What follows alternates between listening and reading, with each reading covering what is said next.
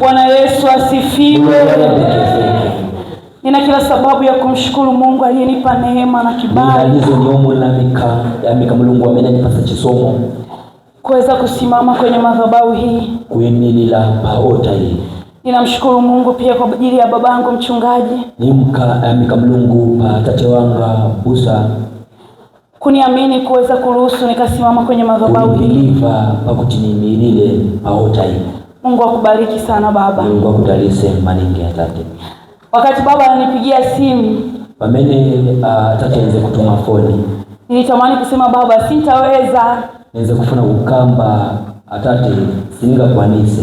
Lakini ndani ya moyo wangu nikasema, bati mmutima wangu niweze nazi kabisa. Baba anajua kwamba nina mtoto. Atate yazi bati nina mwana. Na Mungu anajua kwamba nina mtoto. Na Mungu na yeye yazi bati nina mwana. Basi kama ameniruhusu kutumika kwenye hii madhabahu, nganishalau kuimilila paota hii, siwezi kuwa na sababu ya kujitetea. Siningakale na lizo niliyokana. Bwana Yesu asifiwe. Wale mekezeke. Sio kitu rahisi kusimama mbele ya watakatifu. Si kitu chopepuka kuimilila paoyela. Lakini naamini Mungu atakupa kitu kimoja kama sio viwili. Bati nipilipa Mungu azakupaza kitu kimoja ngasi bibi. Naamini hajatuleta kwa hasara mahali hapa. Sina bwela pa kupanga losi yai. Kichwa chetu kinasema kwamba taito ikamba subject ya leo, nguvu ya Mungu kwenye maisha yako kama ukimjua. Pambu za Mungu kwa life yako ngaumuziba. Nguvu ya Mungu kwenye maisha yako kama ukimjua. Pambu za Mungu kwa life yako ngaumuziba. Tumejifunza maneno ya Mungu katika mtumishi wa kwanza aliyesimama kwenye madhabahu hii. Tapunzila mau ya Mungu kutoka kwa mtumiki wa mene enzanai milila pa first time. Tunapojifunza tena majira haya, pamene tipunzila na futi. Usisahau yale tuliyojifunza ya kwanza. Usaivala pamene tapunzila pa first time. Kwa habari ya kiburi na unyenyekevu. Pali nkani ya pride and humbleness. Nguvu ya Mungu kwenye maisha yako kama ukimjua. Pambu za Mungu malaifu yako ngaumuziba. Nguvu ya Mungu haiwezi kufanya kazi ndani yako kama haumjui Mungu. Pambu za Mungu zigasebeze ngasiumuziba Mungu.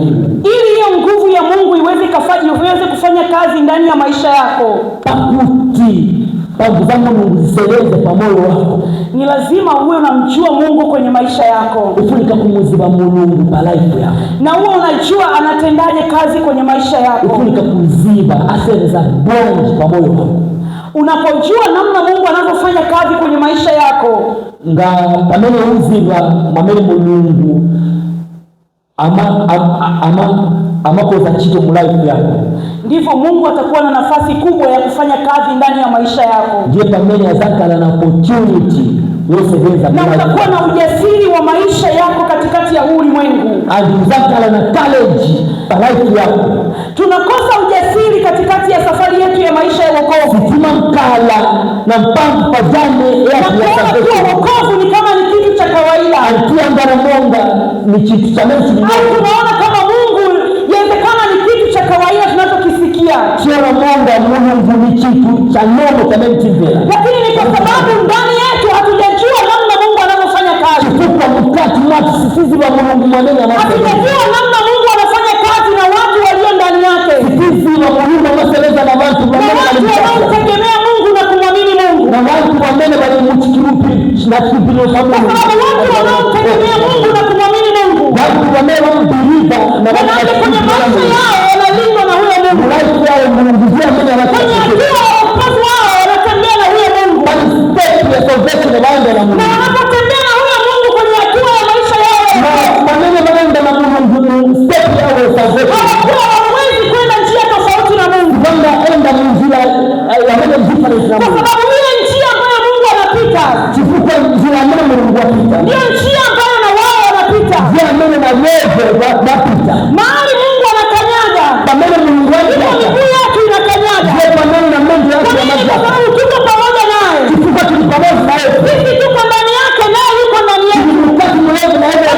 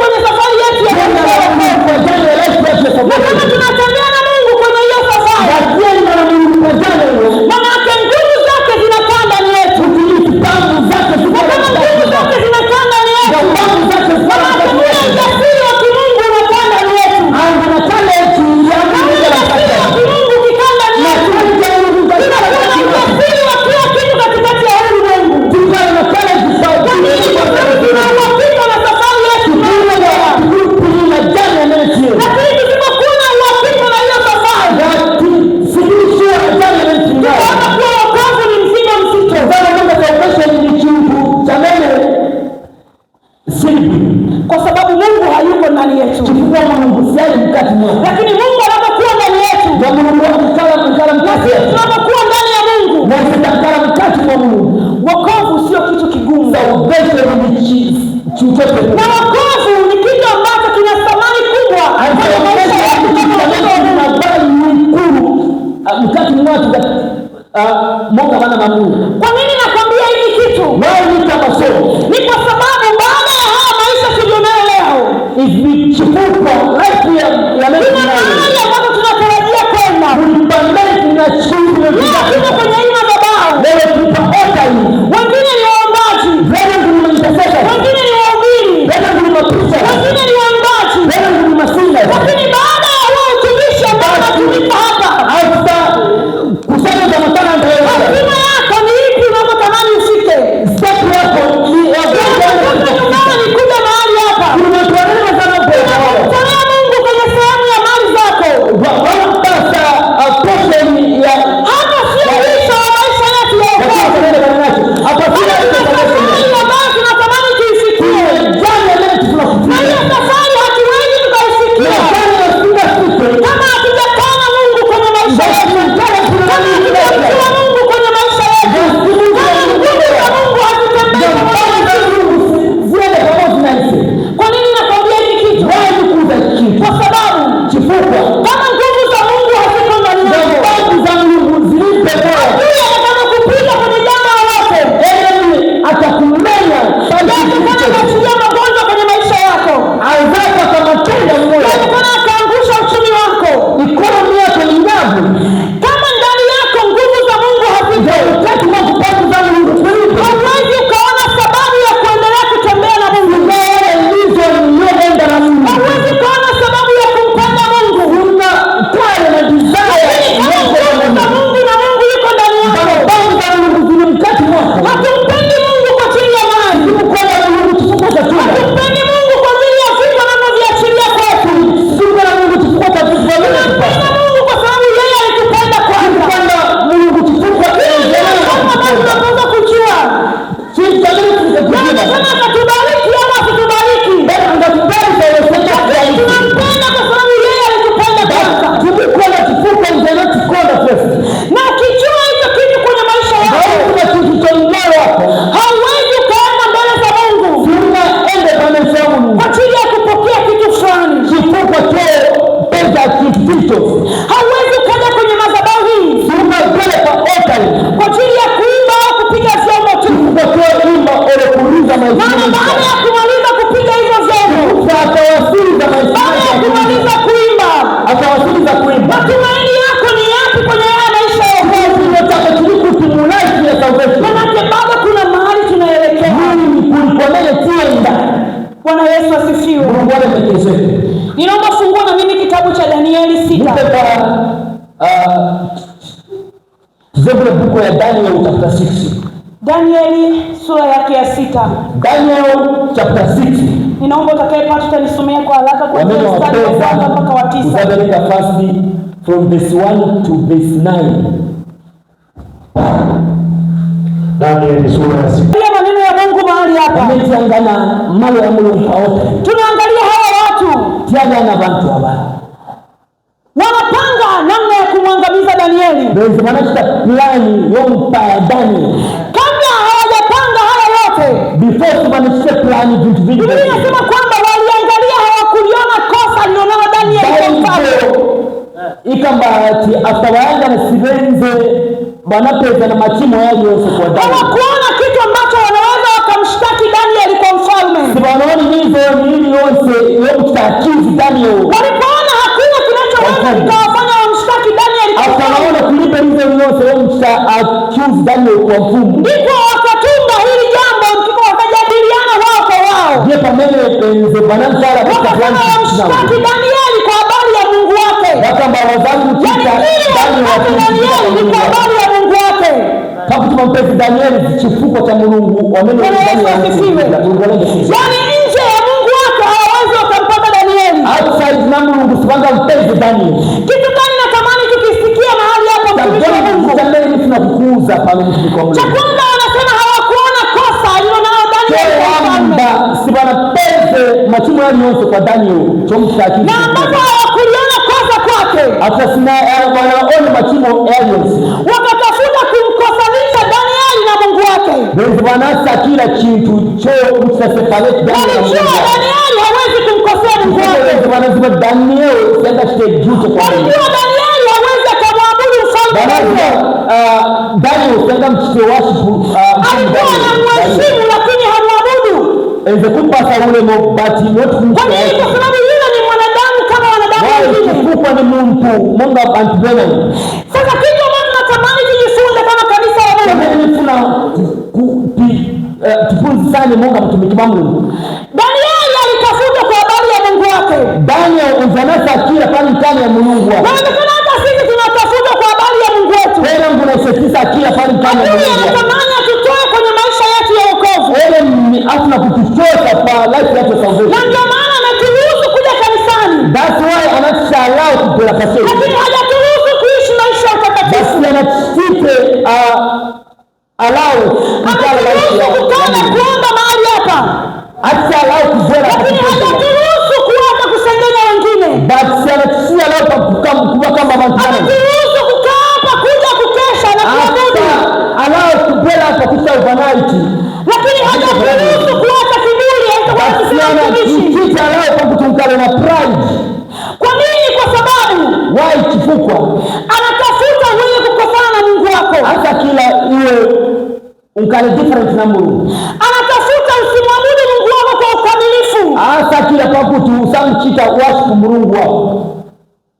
Kama kanisa la Mungu, kama watoto wa Mungu, Mungu taiti ya Mungu abana Mungu. lazima tunapokuja mahali hapa Tifurika ngati bora kama hapa. Tusije kama tunatimiza maisha yetu ya hapa duniani. Tifurika kubora Mungu akisa kila kitu. Tuishi maisha ya wokovu kama kuna mtu unamsaidia. Tifurika kukala life za watu bora kama maisha ya wokovu kama unatoa msaada mahali fulani. Tifurika kukala Mungu. Kwa nini? Kwa sababu haya ni mahusiano yako binafsi na Mungu. Wewe tifukwa ile relation yako na Mungu. Haitegemei mtu wa jirani yako uliye karibu. Life ya neighbor wako Yanakutegemea wewe na Mungu peke yenu. Ikurupinira iwe na Mungu. Watu hawa watu waliokuwepo wakati wa mfalme Dario. Watu wamene wenze kukuli chawo ya. Hawakujua nguvu za Mungu anayemtumikia Danieli. Sibana zile bangu za Mungu wamene Danieli. Hawakujua uwezo wa Mungu ambaye Danieli anamwabudu. Sibana zile abiti wa bangu za Mungu wamene Danieli. Kwa hiyo sheria mpya. That's why there's wanabona na new command. Waliamini kwamba watamshinda Danieli. There's wana believer wazam kuamisa Danieli. Ndivyo mambo hata leo tukiweko mahali hapa. That's why it's amen Filipo. Kama unaishi kwenye maisha ya utakatifu. Ga unkala mlaki ya watu bora. Kama una mahusiano yako mazuri na Mungu. Ga una relationship. Anaweza kadhani kwamba anaweza na kumaliza. Ele angazima Mungu angakusini. Aliye mchawi ndani ya kanisa. Wamene ni free. Anaweza akaharibu maisha yako. Azima Mungu angauliza. Anajua nguvu ya Mungu kwenye maisha yako. Kwa sababu lazima pangu za Mungu. Anajua uwezo wa Mungu uliye nayo kwenye maisha yako. Abinti ya Mungu. Kwa hawa liwali kwa wakati ule. Abantu aba. Anajua nguvu za Mungu. Anatumikia Danieli. Za Mungu za Mungu Danieli. Walikuwa na uhakika kwamba kwenye lile tundu la simba. Danieli azapaiwa. Lakini Danieli. But Daniel alikuwa anamjua Mungu anayemtumikia. Kumuziba Mulungu amene nze. Alikuwa anamjua Mungu anayemtumikia. Kumuziba Mulungu. Na ndio maana walipoweka hiyo sheria. That's why astawafaka ile command. Unapoendelea kwenye ule mstari wa 10. Ngawasha continue ku verse 10. Wakaona wakakuta bado Danieli anamwabudu Mungu wake. Wanapeza Daniel. Wakakuta Danieli bado anaomba kwa Mungu wake. Atempela kwa Mungu wake. Wakakuta Danieli bado analia mbele za Mungu wake. Wakaona hapa tumeweza kwenye hili. Mezi wanaka bapata utamuka Anisa, utamuka Anisa. Lakini natamani nikwambie kitu kimoja. But nifuna nikuuze kitu kimoja. Kuna wakati adui anaweza kahisi kwamba ameweza. Kulitao ewe mnyangazima Mungu akukuanisa. Lakini kumbe bado hata hajaanza. But si anaanza. Na ndio maana kuna wakati unaweza kuamka asubuhi. Basi wai kulitao zamani ungaoke. Wengine asingetamani akuone. Unangusianga kongole. Wengine alikuwa na uhakika kwamba kesho hatakuona. Unanguezeshua kwenda kuona. Kwa sababu kuna vibaya alivyoviachilia kwenye maisha yako. Wengine anasema mabaya mengi kwenye maisha yako. Kesho akija hata kukuta unaimba. Kesho akija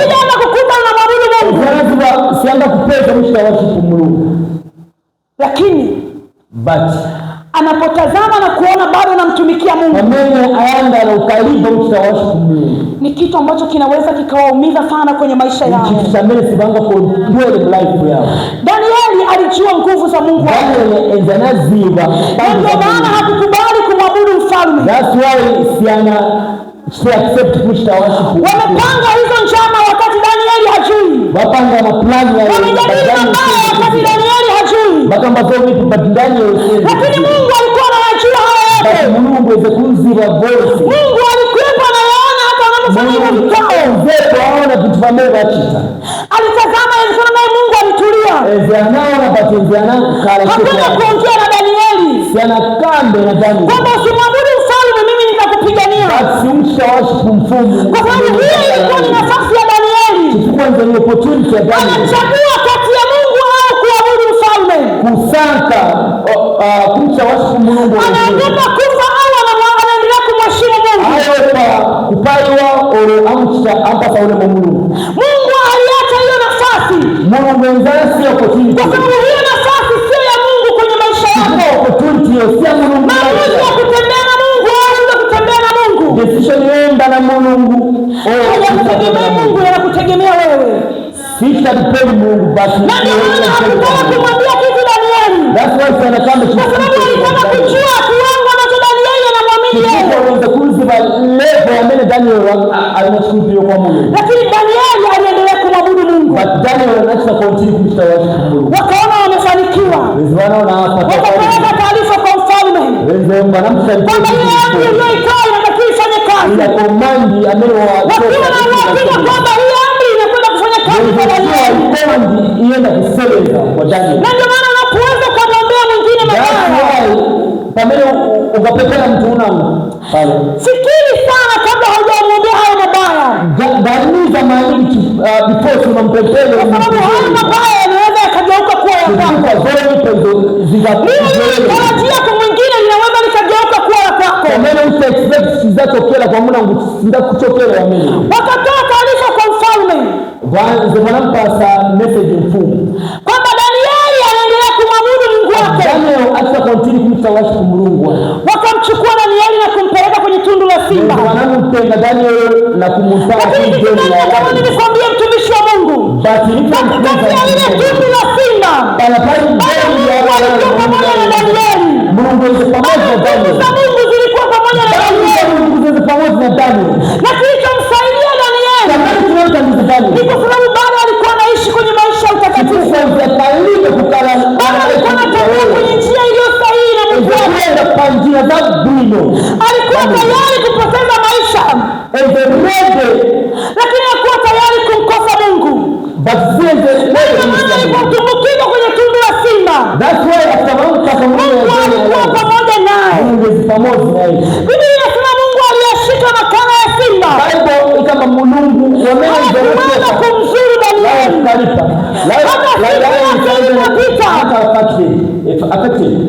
Mfalme akiwa na maumivu, anawahi asubuhi kwenye lile shimo. Bwana Yesu asifiwe. Natamani tusome hii mistari tu kwa haraka mahali hapa. Kuanzia mstari wa 19.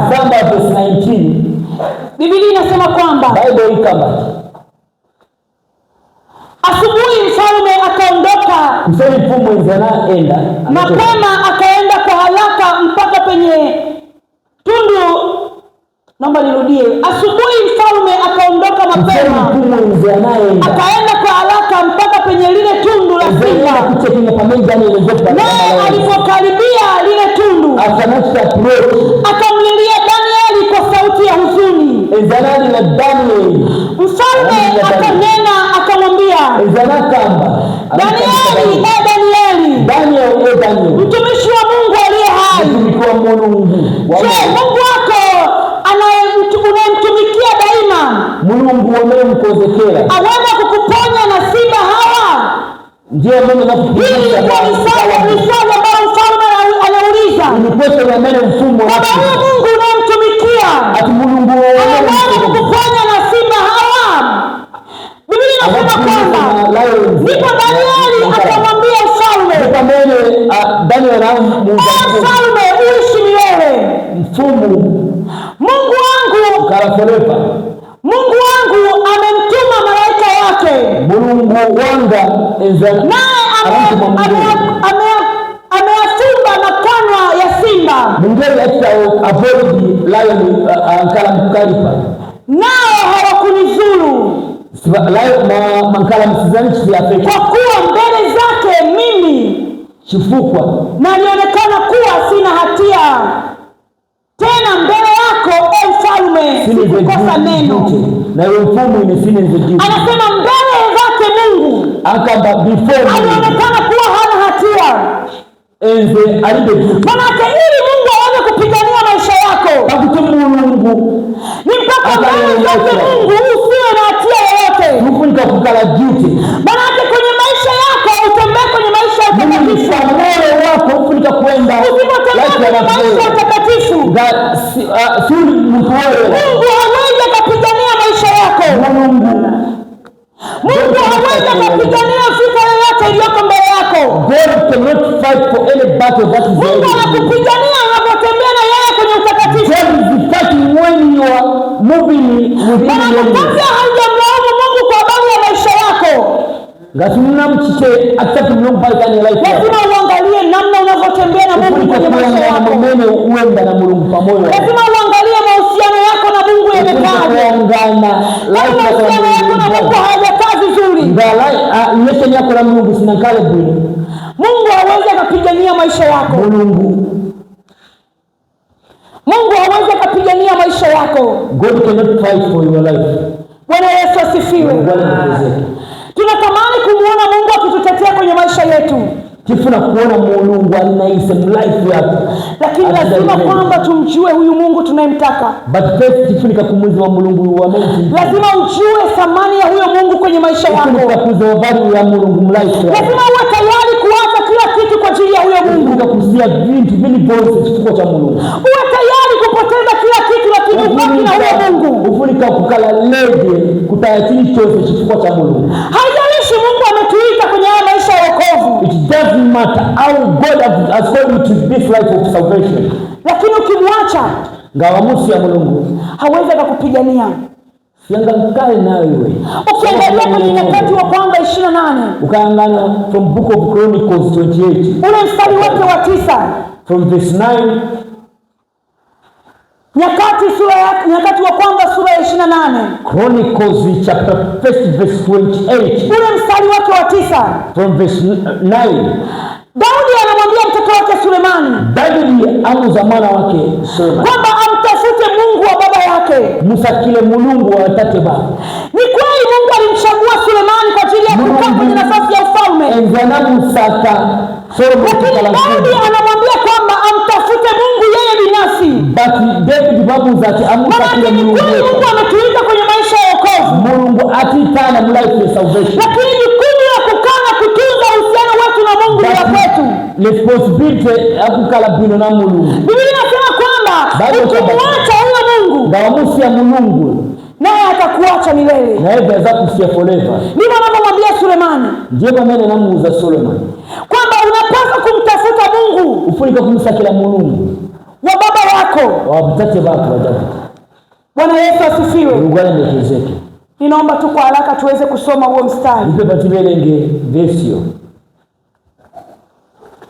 Tunaenda kumalizia sasa hivi watumishi wa Mungu. Nienda kusifia kwa mwanangu. Jue Mungu wa baba yako. Amen. Ukamtumikia kwa moyo mkamilifu. Amen. Na kwa nia ya kumkubali. Kwa kuwa Bwana hutafuta mioyo yote na kuyatambua mawazo yote ya fikra. Ukimtafuta ataonekana. Na ukimwacha atakutupa milele. Amen. Amen. Bwana Yesu asifiwe. Anasema kumtafuta kwa ukamilifu. Akamba to seek God in perfect. Usimtafute kwa kuigiza. Do not seek him by acting. Usimtafute kama unapapasa. Usamusa kila just like as if you are guessing. Usizoe maisha ya dhambi. Don't be familiar with that. Anasema kwamba unamtafuta Mungu. And you say. Anasema kwamba unamjua Mungu. I'll say that ni muzi wa Mungu. Anasema utembee katika njia ya ukamilifu. Akamba ufika kuenda muli life, perfection life. Anasema ukimwacha akamba ngawamusia atakutupa milele, azakusia forever.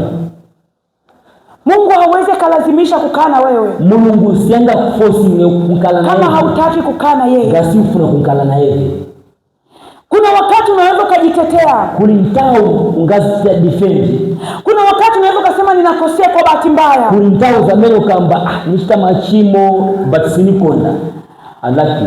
Tunaweza tukawa na sababu nyingi ambazo tunaweza tukamweleza Mungu kwenye maisha yetu. Na malizo siambili ya menti ngamuze Mungu. Lakini kama tunamhitaji Mungu kwenye maisha yetu, na tunatamani kumwona Mungu anatenda kazi kwenye maisha yetu, tunatamani kumshuhudia Mungu kama wengine walivyomshuhudia Mungu, tunatamani na wewe siku moja ukasema kwamba Mungu amenitoa mahali fulani, amenipeleka mahali fulani, ni lazima ndani ya maisha yako uamue kuchagua njia moja. Ni lazima ndani ya maisha yako uamue kutembea kwenye utakatifu. Ukitembea na utakatifu kwenye maisha yako, ukaenda Mungu mkuoyela moyo wako, hauwezi ukamkosea Mungu. Funga commit duty in life yako. Kwa nini? Kwa sababu chifukwa Biblia inasema kwamba kwenye hili Psalm from book of Proverbs, anasema mwanangu, kama ukiyakubali maneno yangu, kama mwana wangu ngawasa na kuyaweka akiba maagizo yangu, na kuyafaka, hata ukatega sikio lako kusikia hekima, ngawaka bapali ukauelekeza moyo wako upate kufahamu, at direct your heart to know. Anasema namu ukaika busara, ikamba na kupaza sauti yako upate ufahamu, and speak louder so that you may get mind. Anasema ukautafuta kama fedha, and to seek like, na kuutafutia kama hazina iliyositirika, and to seek like the treasure. Ndipo utakapofahamu kumcha Bwana. That is when you know on how to worship God, na kupata kumjua Mungu, and to love to know Him. Kwa kuwa Bwana huwapa watu hekima, because God gives people wisdom. Kinywani mwake hutoka maarifa na ufahamu. In the mouth become the knowledge. Mtu aliye na Mungu ndani yake, mtu ambaye ana Mungu ndani yake, kinywa chake hautoki upumbavu. Pakamwa kake sifuma kwenye kinywa chake yanatoka maarifa kamba knowledge ya mbele kama ana knowledge. Hawezi akatukana akasema nilitukana bahati mbaya. Sianga tukane ukishabi. Hawezi akamsema mtu vibaya akasema nilimsema bahati mbaya. Kwa nini? Kwa sababu ndani ya mtu aliyejaa Mungu ndani yake, mtu ambaye ana Mungu mkali, hekima ya Mungu inakuwa ndani yake. Mungu ya Mungu ni makula. Na kama hekima ya Mungu inakuwa ndani yake, uzo ya Mungu ni mkati mwake. Kinachotoka kwenye kinywa chake ni cha Mungu. Kutoka kama kapti cha Mungu. Kama kwenye kinywa chako hakitoki cha Mungu, ngamkao mwako vichoka vitu vya Mungu, manake ndani yako Mungu hayupo. Mimi ni mkati mwako Mungu kulipe. Na kama ndani yako Mungu hayupo, ngamkati mwako Mungu kulipe, hakuna cha Mungu kitakachotoka huko ndani. Kulipe cha Mungu cha mimi kizachoka. Biblia imesema kwamba tutafute kama fedha. Timsakie monga ndalama. Tunatafuta fedha kwa bidii sana. Tisakila ndalama na mpango zangu. Unaamka asubuhi na mapema unawahi kazini. Ukakuseni uchelela kuchito. Hiyo bidii tulionayo kwenye kutafuta fedha, hizo mpango za menti zinazozosa kila ndalama, ndio bidii ambayo Mungu anatuhitaji tuwe nayo kwenye kutafuta yeye. Ndio mpango za Mungu afu na tisedezese kumsakila yeye.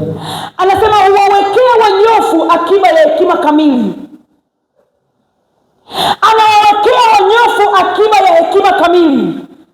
Manake kama wewe hekima haiko ndani yako, ndio ulipo wisdom moyo wako, manake Mungu hayuko ndani yako. Mimi ni Mungu alipe. Hakuna lugha nzuri tunaweza tukaielezea kulipe tabuni cha mimi, lakini kama hekima ya Mungu haiko ndani yako, ya Mungu alipe mkati mwako, manake Mungu hayuko ndani yako. Mimi ni Mungu na yeye. Kama kinywa chako kimejaa kutamka laana, kama chako kaka mbachema huyo, manake Mungu hayuko ndani yako. Mimi na Mungu na yeye alipe na yeye. Kwa sababu Biblia inasema kwamba chifua Bible kamba Mungu anatuwekea akiba ya hekima kamili. God puts alafu anasema yeye ni ngao kwao waendao kwa ukamilifu. That is a shield for those who walk with perfection.